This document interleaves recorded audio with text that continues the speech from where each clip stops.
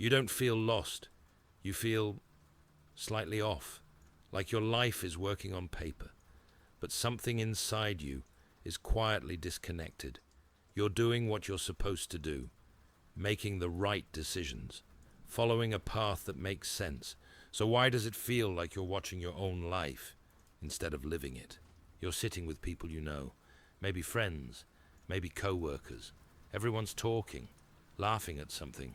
You laugh too, but there's a moment where your face keeps smiling and something inside you just steps back, like you're suddenly watching the scene from a distance.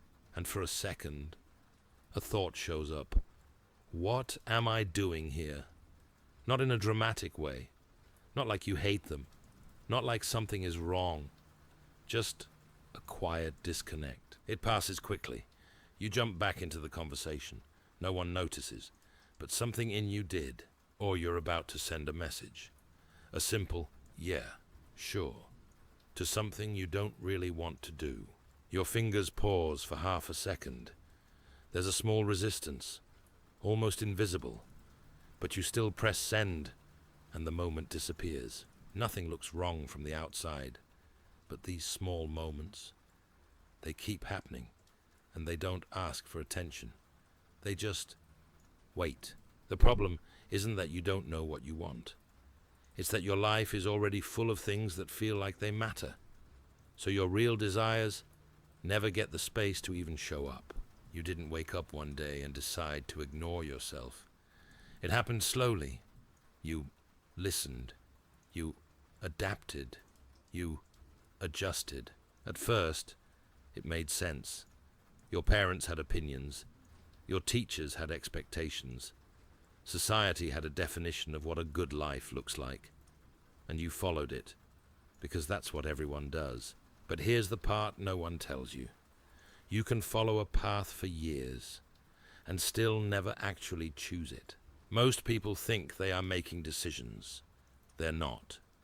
They're selecting from pre-approved options. Think about it. Your career, your lifestyle, even your goals. How many of them were truly created by you and not shaped by what you saw, heard, or were told? You didn't choose freely. You chose from what felt acceptable, safe, recognized, validated. So, your life becomes a collection of decisions that look like yours, but don't feel like yours. And that's why the discomfort is so subtle. Because nothing is wrong. It's just not you. There's a concept in psychology called the false self. In simple terms, it's the version of you that forms to meet expectations, to be accepted, to function in the world. The psychoanalyst Donald Winnicott introduced this idea. He explained that when a person constantly adapts to external demands, they start losing connection with their real self. He put it simply, the false self hides and protects the true self. Think about that. The version of you that's doing everything right might actually be protecting the version of you that was never allowed to fully exist. So the more perfectly you function, the more invisible your real self becomes. Here's the part most people never realize. You're not stuck because you're weak. You're stuck because your current life is working. It gives you stability, approval, a sense of control. So even if it's not truly yours, it feels too risky to question it, because the moment you ask, what do I actually want? You open a door. And behind that door, there might be answers that don't fit your current life at all. And that's terrifying, because it doesn't just mean changing a decision. It might mean changing everything.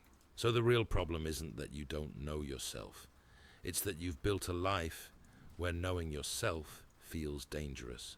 You've created a structure that rewards you for staying the same and punishes you for exploring something different. That's why you don't ask deeper questions, not because you don't care, but because you already know they might change things you're not ready to change. So instead, you stay in this quiet compromise, where everything is okay, but nothing feels fully alive. The philosopher Søren Kierkegaard talked about this long before modern psychology. He wrote, "The greatest hazard of all is to lose oneself." And what's dangerous about this is that it doesn't feel like loss. There's no dramatic moment, no clear breakdown. You can live an entire life like this, and it will look completely fine from the outside. At some point, those small moments don't pass as quickly. The pause before you say yes stays a little longer. The laughter in the room feels slightly out of sync. And then one day, in the middle of something completely normal, a sentence shows up. I wouldn't choose this. You don't say it out loud. You don't act on it. Nothing changes on the outside, but something shifts. Because for the first time, it didn't disappear. And after that, you start hearing it more often. Not constantly. Not in a way you can control. But it's there now. Quiet. Persistent. Waiting. That feeling you had at the beginning. That quiet sense of being slightly off. It's not confusion. It's not lack of direction. It's awareness. Something in you already knows. It just hasn't been given a voice yet. You're not lost. You're just living a life that was never fully yours. And the moment you start noticing that, everything begins to change.